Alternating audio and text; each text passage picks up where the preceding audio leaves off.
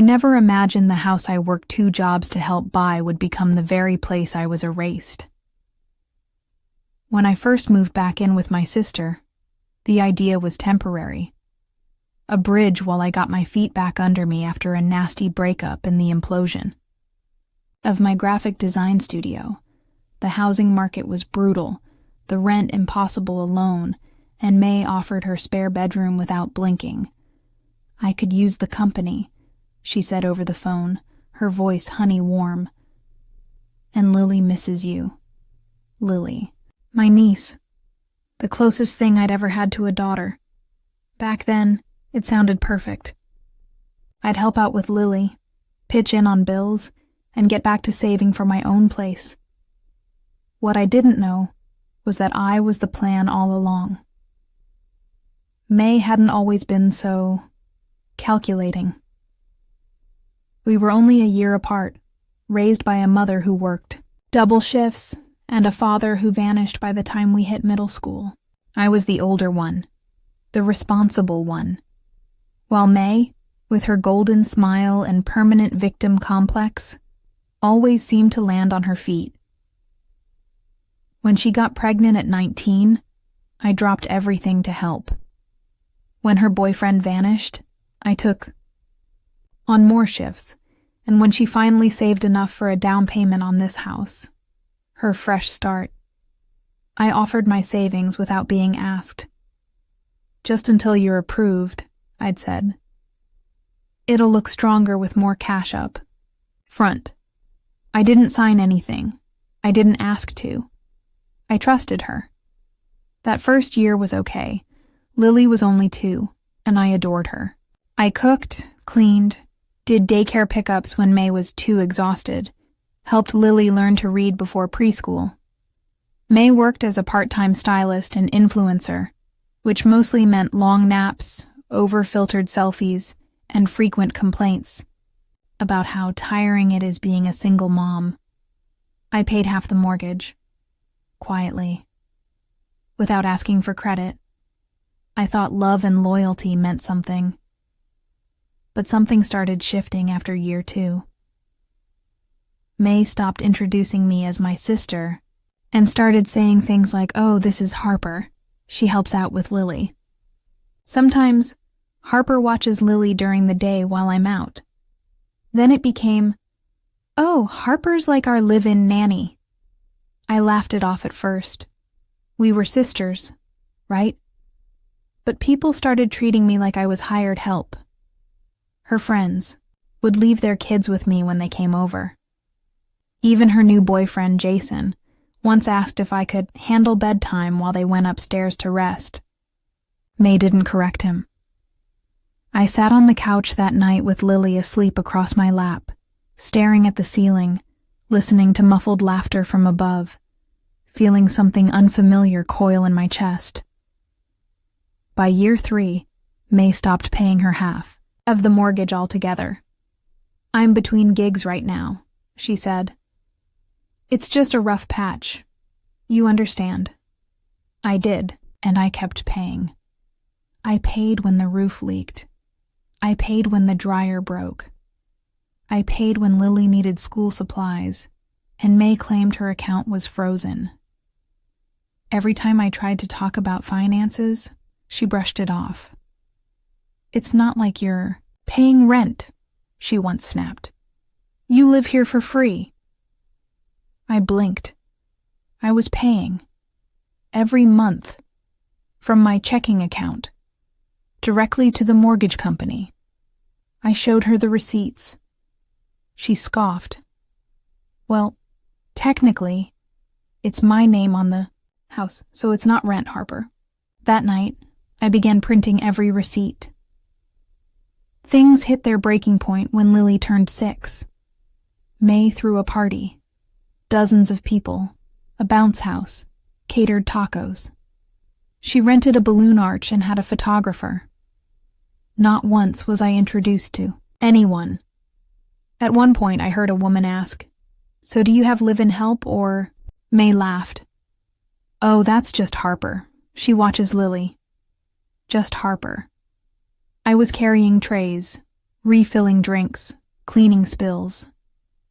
Lily barely left my side until May pulled her away for family pictures.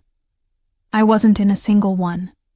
That night, after the guests had gone and Lily was asleep, I asked quietly, "Do you really see me as the help?" May didn't look up from her phone. "You don't need to be dramatic."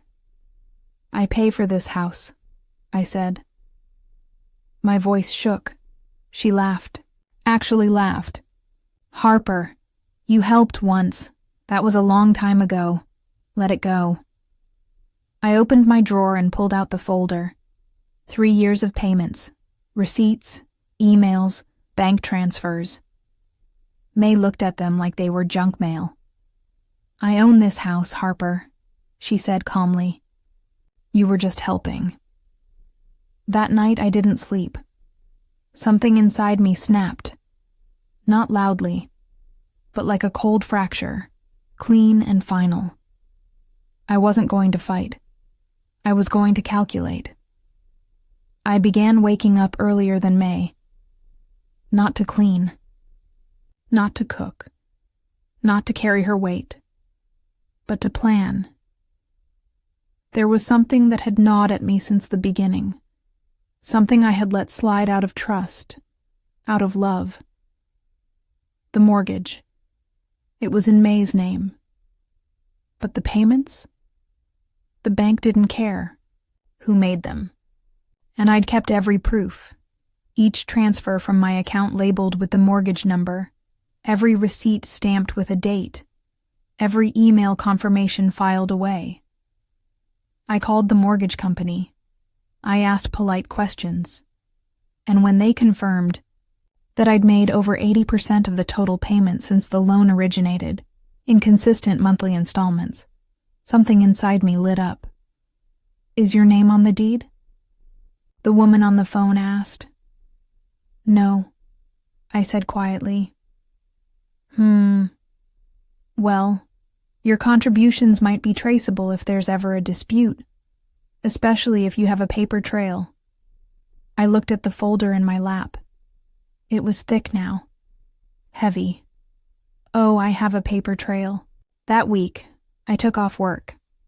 I told May I was burnt out. She barely noticed. Jason had moved in, and I'd become more of a background noise than ever. They argued upstairs sometimes, money mostly. Jason wanted to flip the house. May didn't. "Want to sell?" "She owes me," she'd hissed once, loud enough for me to hear. "She's been living here rent-free for years. If anyone's getting paid, it's me." That night, I sat in the kitchen and typed until sunrise. I compiled every receipt, added annotations, created a full breakdown of contributions, repairs, utilities, and even the money I'd spent on Lily's school and health care. I created a binder, indexed, chronological, meticulous. Then I did something that surprised even me. I opened the county records database. I searched for the deed, and I looked for loopholes. You'd be shocked how careless people can be with titles when they're trying to rush a purchase. The original deed had May listed as sole owner, but I found the attorney who had filed the paperwork, a local firm, small, overworked. I called. I asked if they had any notes on the original title transaction. I was vague, warm, just trying to understand something for future investment purposes. The paralegal emailed me the scanned file, and there it was, a note from the title attorney, handwritten, barely legible. Buyer intends to add sister's name post-closing. Advised to return for joint tenancy amendment. But May never returned.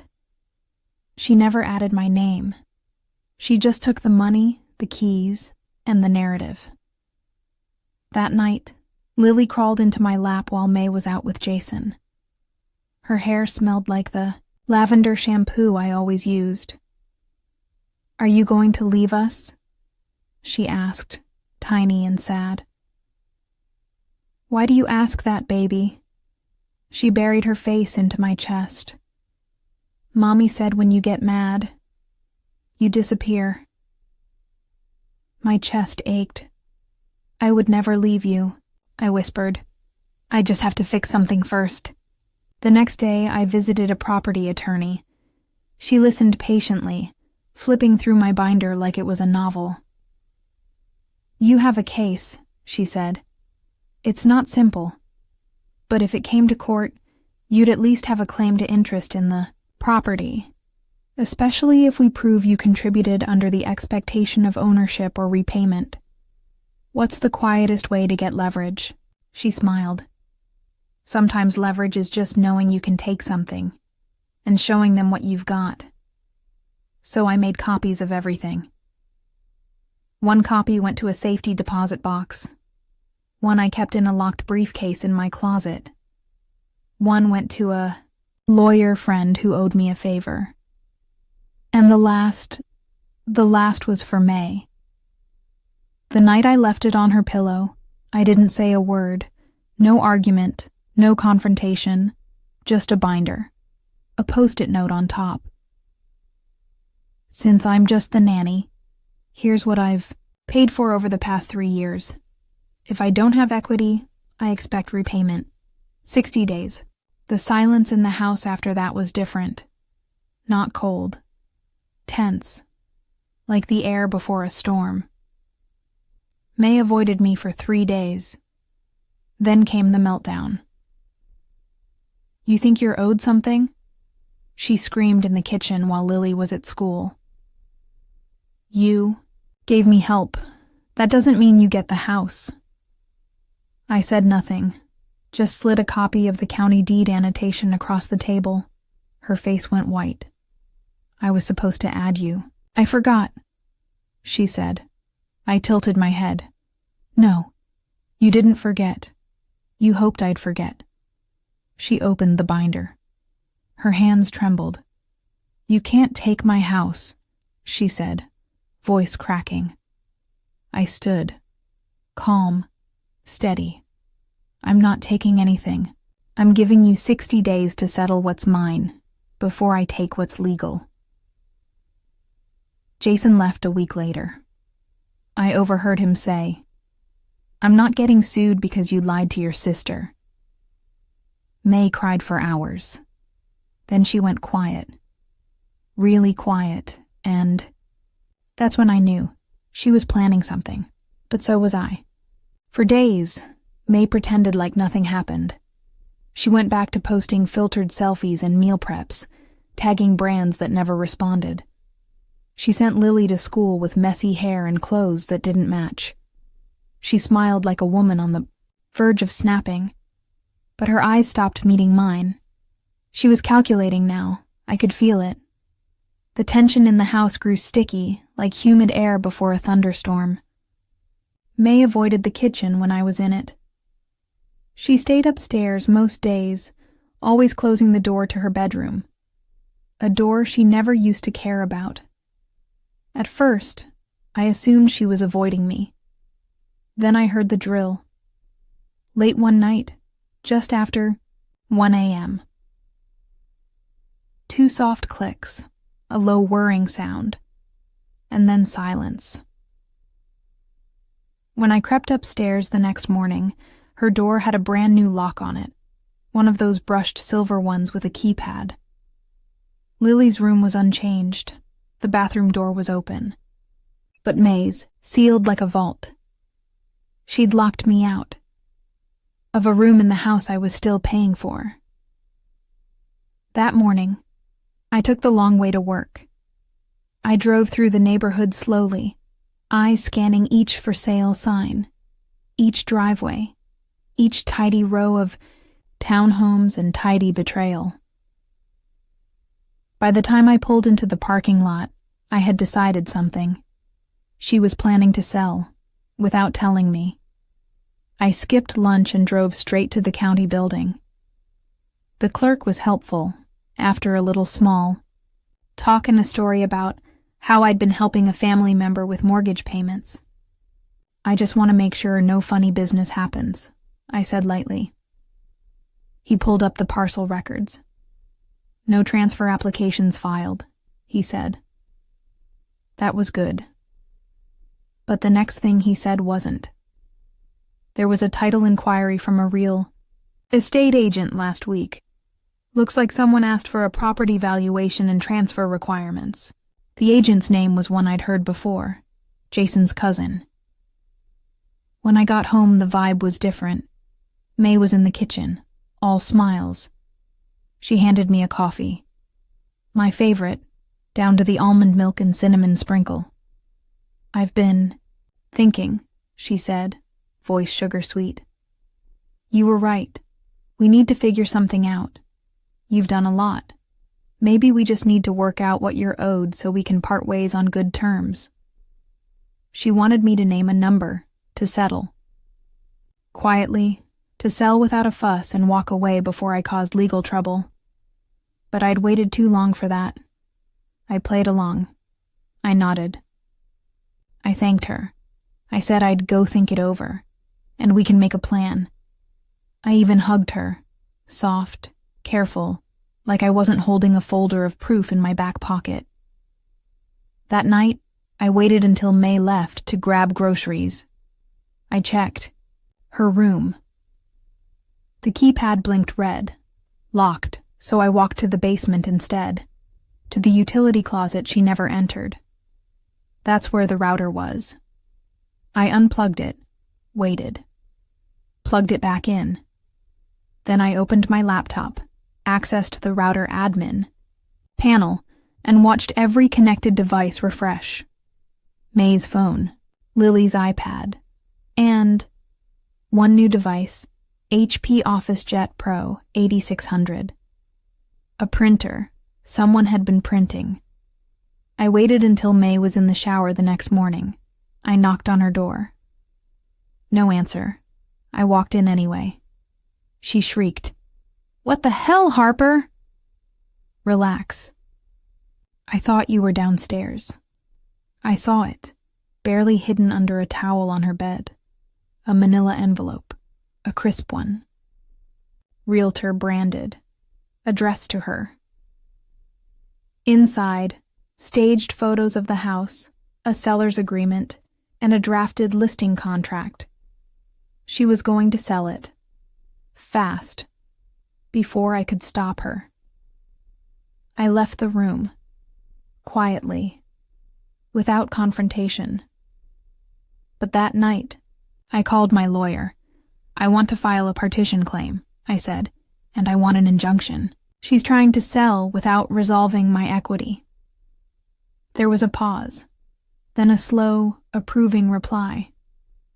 You sure you're ready for this? I looked at the photos, at Lily's handwriting on the fridge, at the silent evidence of years of unpaid labor and erasure. I'm ready to make her remember who bought this house. It was a Wednesday morning when I saw the sign. I had just returned from the grocery store, balancing a bag of Lily's favorite cereal and a bouquet of white daisies, my mother's favorite, and mine too. As I turned the corner, there it stood, bold, smug, and gleaming in the sun. For sale. Open house. This Sunday contact. Stephanie Ray, Coldwell. Realty May hadn't said a word. She'd smiled at me that morning, complimented my outfit, told Lily to be sweet for Aunt Harper like it was just another day. But all the while, she was arranging to erase me with a phone call. I stood there on the sidewalk, staring at the sign, the weight of it hitting me like ice down my spine. Not angry. Not yet. Just done. I didn't confront her. I didn't storm inside. Instead, I walked straight past the house, heart pounding, and drove to my lawyer's office. I want the papers filed today, I said, voice calm. She nodded. We'll file an injunction and temporary restraining order against any sale or transfer until your equity claim is heard. You have too much documentation for the court to ignore. She handed me a pen. This might get ugly, she added. It's already ugly, I said. Now it's just legal. That night, the silence was electric. I didn't speak to May, and she didn't dare speak to me. I watched her flit around the house like everything was fine. She wore her realtor-ready makeup. She lit candles in the kitchen. She kept her voice light and rehearsed with Lily. But when she glanced my way, I saw it. The doubt. The letter arrived 3 days later. A courier. Hand-delivered. Legal letterhead. Injunction granted. Effective immediately. Any attempt to sell, lease, or alter the property would now be considered a violation of court order and subject to fines and legal action. May opened it in the kitchen. I sat at the table, sipping my tea, watching her reaction. Her hands trembled. Her mouth twisted. Her eyes darted to mine. "What the hell is this?" she finally whispered. "Exactly what it says," I replied. "You don't get to sell a house you didn't fully pay for, not without dealing with me." Her jaw clenched. "You really want to drag us through court over this?" "I don't want anything. I just want what I paid for." The next morning, the realtor came. She rang the doorbell, clipboard in hand, ready for the open house walkthrough. I opened the door myself. "Hi," she chirped. "I'm Stephanie." "The house is no longer for sale," I said, stepping outside. "There's a legal injunction. You're not allowed to show this property." She blinked. "I'm sorry. You are?" I smiled. "The woman who's been paying the mortgage for 3 years. Behind me, May appeared in the doorway, red-faced, lips trembling. Stephanie turned to her. "You didn't mention there was a co-owner." "There isn't," May snapped. "There is now," I said, handing Stephanie a copy of the injunction. May didn't come out of her room for hours. The open house was canceled. The sign was removed that afternoon. And I started packing, not to leave, but to move into the master bedroom, the one May had kept locked for months, because if she was going to treat me like an outsider, then she'd learn what it felt like to be a guest in my investment. When I came upstairs with boxes, May met me at the top of the stairs. "You can't do this," she hissed. I stepped past her. Calm, steady. "I can. I'm a legal party in this house now. I have a daughter, and she deserves to live in a home where the truth matters." I unpacked slowly, hung up my clothes, put the daisies on the nightstand, then I locked the door behind me. Not because I was scared, because it was mine. The next few weeks felt like we were ghosts haunting the same house. We passed in silence, spoke only through Lily, and clung to opposite corners of the home like strangers in a war neither of us wanted to admit had started years ago. But now, the war was visible. My name was on every legal document she tried to hide. My prints were on every receipt. And May, for the first time in her life, had no control over the narrative. That terrified her. So she did what May always did when fear crept in. She tried to twist the story. It started with whispers. I overheard her on the phone with her mother-in-law, claiming I was trying to take the house from a single mom and her child. She posted cryptic things online, photos of Lily with captions like, "When all you've got is each other, some people just don't understand the value of family." The comments came pouring in. "So sorry you're dealing with this." "Stay strong, mama. Haters always try to take what they didn't earn." "Is Harper really doing this? I thought she loved Lily." I stayed silent. For now. Let them talk. Because the truth wasn't in the comments. It was in the numbers. 3 days later, I found the opened envelope on the kitchen counter. Bank logo printed in bold, May's name in thin black ink. Normally, I wouldn't snoop. But May had long stopped respecting lines. And this envelope wasn't just personal. It was explosive. It was a statement from her mortgage servicer. I froze when I saw the balance line. It was exactly the same as it had been last month. No new payments. Nothing had been paid since I'd pulled out. May hadn't taken over her share. She thought she could stall, wait me out, maybe guilt me back into covering the next month out of habit. But I had stopped paying. Entirely. Let the bank notice now. Let the house feel like it might slip away. I sat down and made my own spreadsheet. My contributions, $137,412.17 over 3 years. Her payments, $17,150 total, all in the first 9 months. And then, nothing. That evening, May came into the kitchen, barefoot and makeup-free for once. She looked smaller, tired, but the act wasn't gone. It just had sharper edges now. "We need to talk," she said. I didn't look up from my laptop. "We're talking."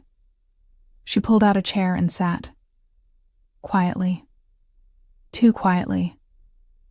"I can't afford to keep paying everything," she said. "You never did." She flinched, then forced a breath. "I just mean, we can't keep living like this. Then we need a buyout or a sale." She shook her head quickly. "No, Lily can't lose her home." I met her eyes. "She already is. Because you turned it into a lie." Silence. Then a whisper. "So what do you want?" I closed the laptop. Looked her in the eye. Flat, calm, unmoving.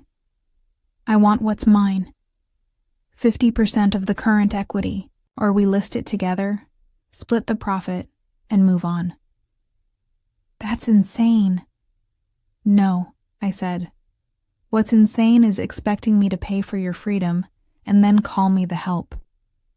She stood up, stormed out.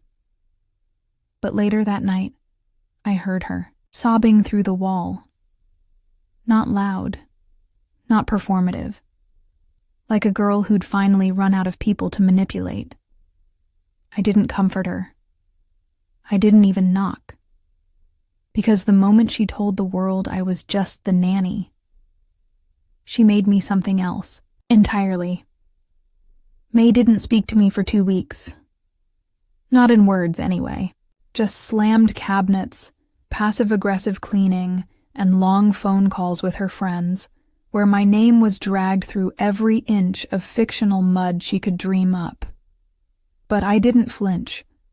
I had already filed for partition by sale, and the court had granted an appraisal order to determine the house's fair market value before anything moved forward. There was no backing out now, not for her, not for me. The appraiser arrived on a Thursday. Late morning, polite, professional, name badge clipped to his blazer, clipboard in hand. "Harper?" he asked. I nodded. "Welcome. Come on in." May wasn't home, or at least that's what I thought.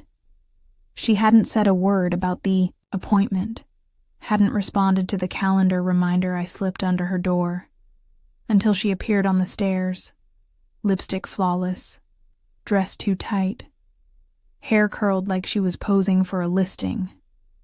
"Oh," she said brightly. "I didn't know. We had company." I said nothing. She walked toward the appraiser, hand extended.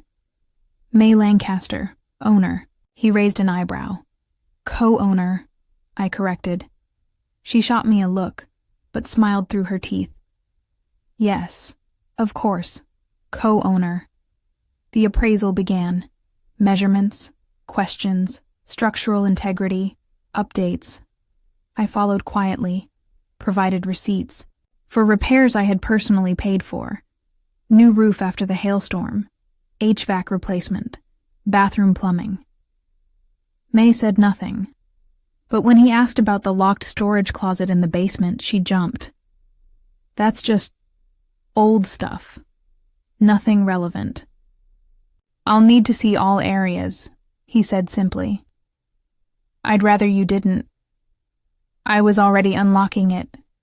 Inside, years of unopened boxes, tools I bought, paint cans, even Lily's old crib, the one I disassembled and stored carefully after May said she didn't have space. And there, on top of a box, was the framed photo May once hid. Me, Lily, and our mom. The last photo we took before she passed. I picked it up. Silent. The weight of everything pressing against my chest. The appraiser scribbled notes. Later, as he measured the backyard, May cornered me in the hallway. You really think you're going to win? I didn't answer. You think they'll side with you? A bitter little nanny who took everything too seriously? My eyes narrowed.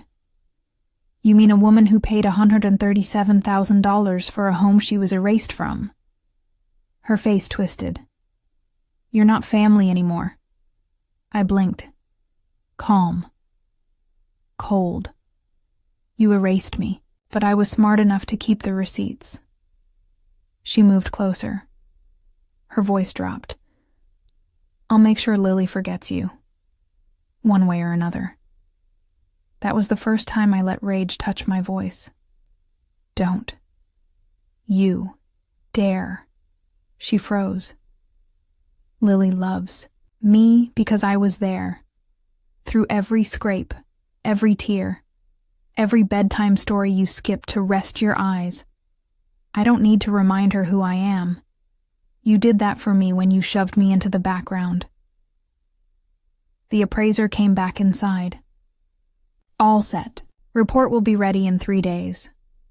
He looked at both of us. Beautiful home. Shame it doesn't feel like one. Then he left. That night, Lily crawled into my bed, the master bedroom now, and fell asleep holding the photo I found. Watched her chest rise and fall, her fingers curled into mine, and I knew May could lie to herself. She could lie to strangers. But some truths don't need explaining. They just exist. Silently, fiercely, and forever. The appraisal came back 2 weeks later. $684,000. It was higher than either of us expected, thanks to the repairs I paid for, the upgraded fixtures, and the neighborhood's soaring prices. I read the report twice, then again, highlighting every line that referenced my direct contributions. There it was in writing, the very thing she had tried so hard to erase. Maintenance and renovation investments traceable to co-owner Harper Lancaster, significant in determining market value. May didn't speak when I slid the report across the table. She just stared. We sat like that for a long time, silence stretching between us, thick and suffocating. Lily was upstairs, humming along to some animated movie, unaware that her mother's world, our world, was about to crack apart. I can't afford to buy you out, May said finally. Her voice was flat, defeated. I nodded. Then we list the house. She looked up sharply. You want to evict your niece? I didn't blink. I want what's mine. You made this a business, not me. Where would we go? She snapped. Where would I take her? I folded my hands calmly. I've thought about that. That afternoon, I handed her a letter I'd already drafted. A clean, fair offer. She'd receive her half of the equity, minus her unpaid share of mortgage. I'd buy her out using a loan I'd already pre-qualified for. She'd receive $136,000 in cash after accounting for the math, and in return, she'd sign over the deed completely, waive all future claims, and vacate within 60 days. It was generous. Too generous, maybe, but I wasn't doing it to be kind. I was doing it to be free. May didn't respond right away.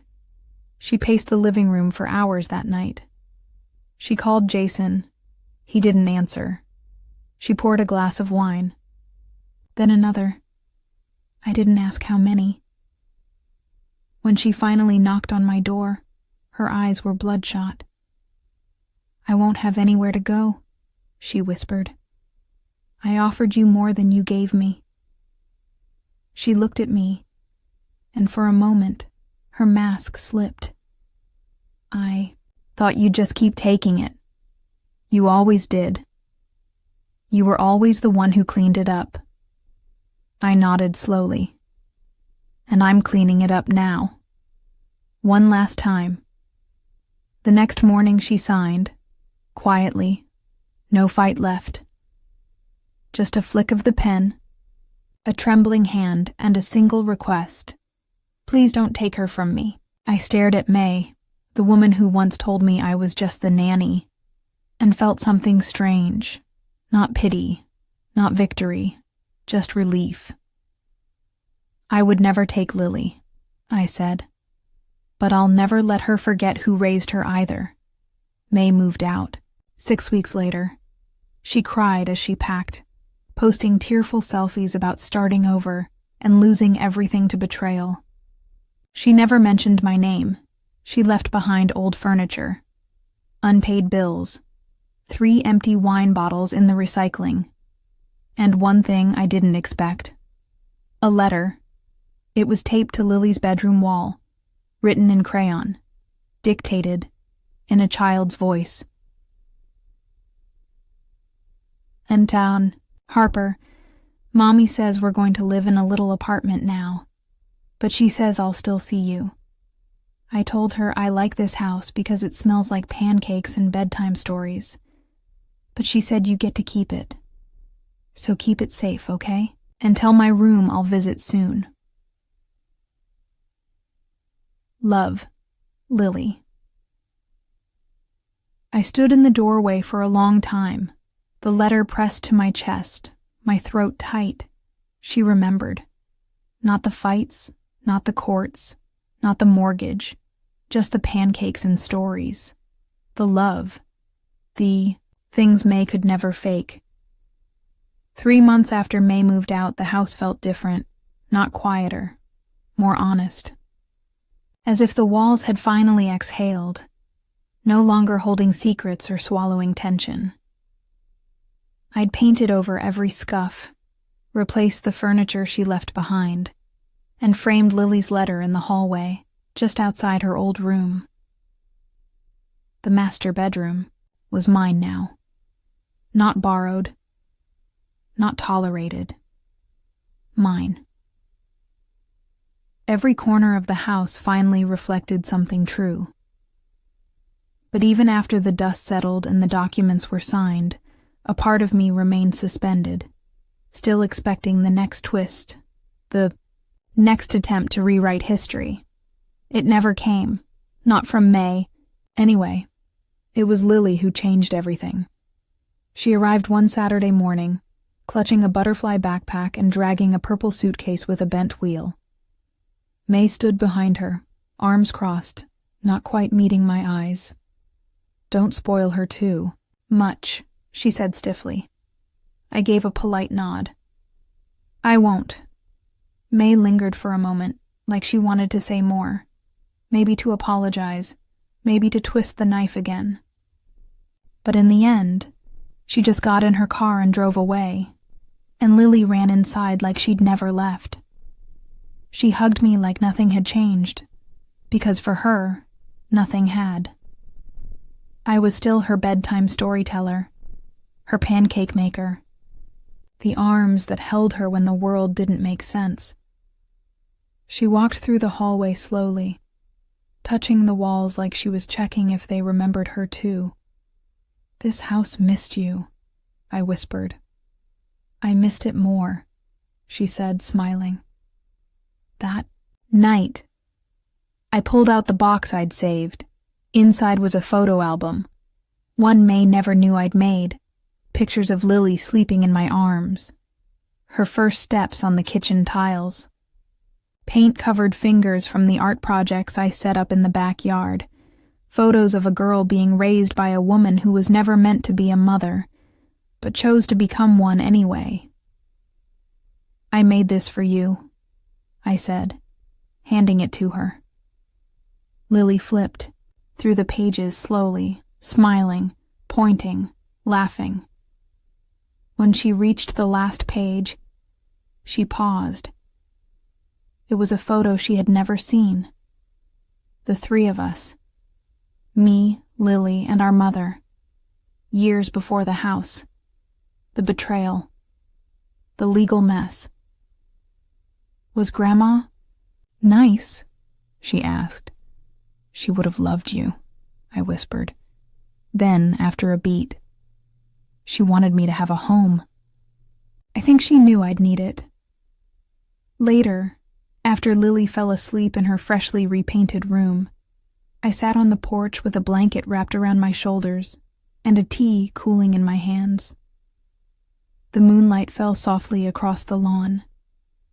There was no more fighting left to do. No more secrets. No more roles to be erased or rewritten. I had been the backbone, the babysitter, the ghost in the hallway. But now I was the woman who stayed, who kept the receipts, who remembered the details, who built something steady, and finally stepped inside to live in it, not as the nanny, but as the rightful owner of the home, of the truth, of herself.